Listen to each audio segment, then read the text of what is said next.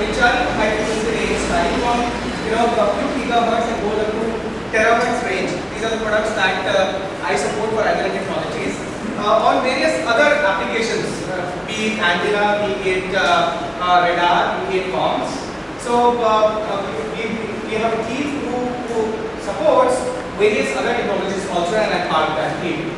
Along with me, I have Pati, who is our business development manager for education, and I have Rajneesh Pandey, who is the territory manager and is looking after this account per se, and I have Prateek, who is expert on our simulation tools, which is conventionally known as ESOP or ADS.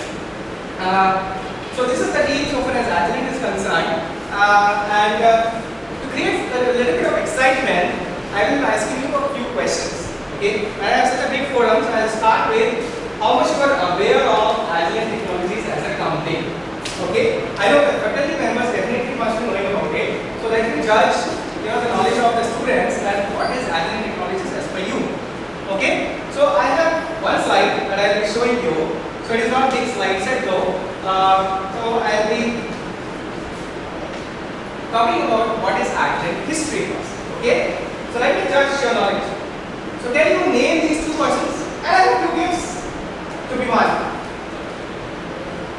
If you name them correctly, if you give me correct answers, then only you can earn these gifts.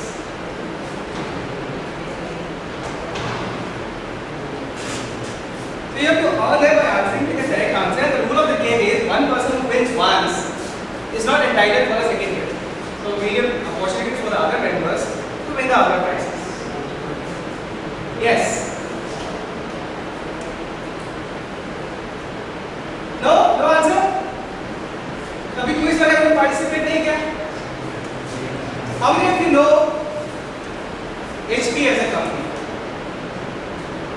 You know that? Right? So these are Bill Willard and Dave Packard. Right? Way in the 1940s or 1930s rather. So Agilent history is way beyond this. This is founders of HP, Bill Willard and Dave Packard. So this gift goes to me for giving the right answer. Right? So this company began in 1938 in a garage. So these two people, with an investment of around $500 started this company by making a device, a tester called as an audio oscillator. And this audio oscillator was made primarily for Walt Disney to test their audio transmitters. And the first order to this company was 40 numbers of this. Can you imagine? 40 numbers of audio oscillator they started with a capital of $500. Right? So Agilent has a long history of innovations since 1938 when the company was established. Okay? Long innovation and leadership in test and measurement, and we are still maintaining that leadership worldwide in test and measurement area. Be it very basic testing or be it very advanced testing of complicated radars, satellites or communication systems, evolving technologies or the available technologies, we are party to all of them. This is what Agilent is. Okay, so Agilent is known for innovation in various fields. So we have a broad spectrum of products, starting from lightweight or starting from DC, going up to lightweight. So you can imagine from 0 Hz to lightweight, which is terahertz of ranges of frequency. We have a complete spectrum of products supporting these tests. Okay. Another question, another chance to win one more prize. Right. What is this? Yes, who said that? So this is the garage where the first innovation happened. And this is one of the heritage sites of US government. Okay, so this gift goes to you to answering that correctly. Right? So that's what it is. Bill Willard and Dave Packard, as I mentioned, started around $500 with the working capital to start this in 1938. Okay, last question.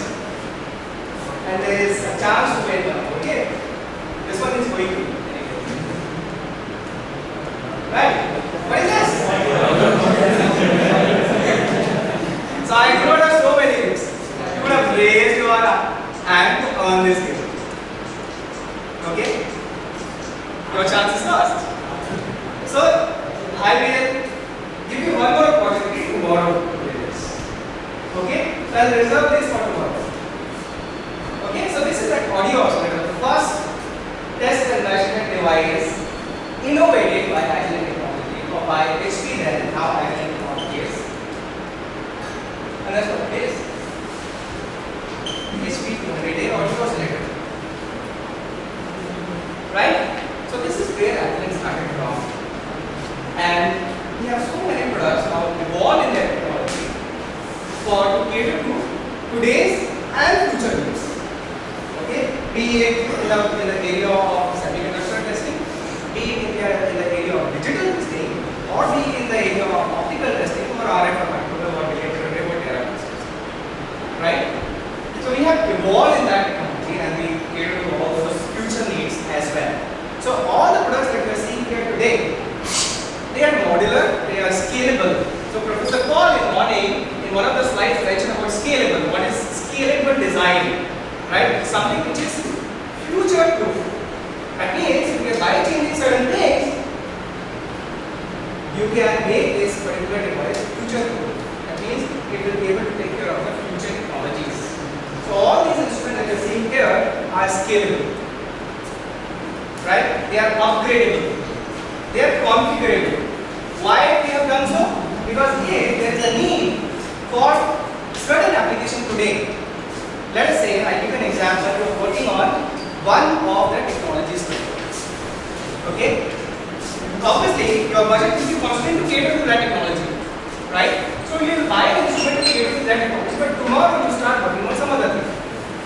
One more example, I will give you a specific example. Let us say you are working on designing a Wi-Fi transceiver today. But tomorrow, you get a project to develop an LTE, advanced transceiver. Okay, because these technologies are evolving day by day. Right? So then what do?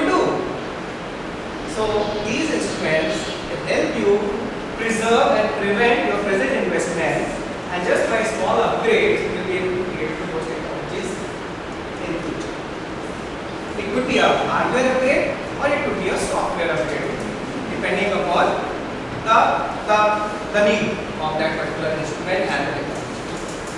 Right? So this is what I wanted to share with you to start with. Okay? One more slide that I will show you is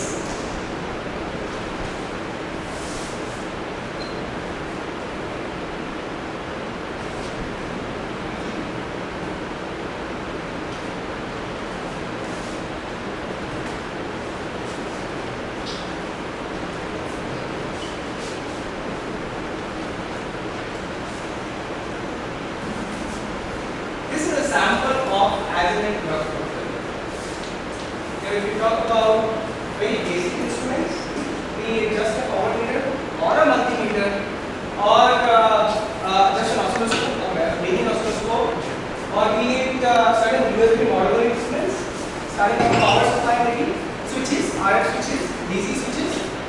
This is where the standard basic instrument can start configuring our lights. Okay, we have those high level equipment like spectrometer, signal generator, digital verification solutions, wireless test solutions specific to certain wireless standards. Then we have even more complicated test systems. These we call it test systems.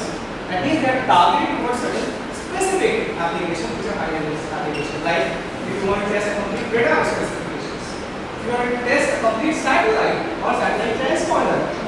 Okay, then these are the systems which are used. Or if you want to test a mobile, in a mobile factory, these type of systems are used where you just put on a mobile and then it tests all the parameters of the mobile.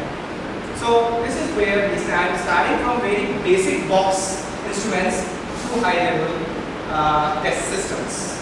Okay, so this is where I will take a pause and I will explain you what setups I have. Anyways, we have a spot tomorrow for 1.5 hours to give you an overview of what Agilent does and what all products we have. But today I am here to give you an hands-on. Okay, so we'll primarily focus on the hands-on because just to create an excitement in the audience that I asked about a few questions. Uh, so I have 1, 2, 3 and 4 setups here. Okay, I'll explain you what these setups are. The first one on the leftmost corner is called a vector network analyzer. Now this vector network analyzer is a 20 GHz vector network analyzer. We have other models also that I will be discussing tomorrow. What is our network analyzer portfolio? Specifically, this particular instrument is going up to 20 GHz, from 10 MHz to 20 GHz. And just to brief you, what a network analyzer does is it plots the frequency response of an unknown circuit. So let us say if you have a black box circuit, okay, something you don't know what is it, and if you want to find out whether it's an amplifier or whether it's a filter, at what frequency that filter is resonating, right? So this is the instrument that will be telling you what its frequency response is going to be. So once you have designed, you want to verify your specification with respect to the given specification of the design. This is the instrument we will be using to verify the designs of the components or subsystems, or for that matter complete system. So if I start designing a, let's say, a satellite transponder, I will start with a basic component. Let's say it goes, there is a filter that goes inside the transponder, there is an amplifier that goes inside the transponder, mixer, etc.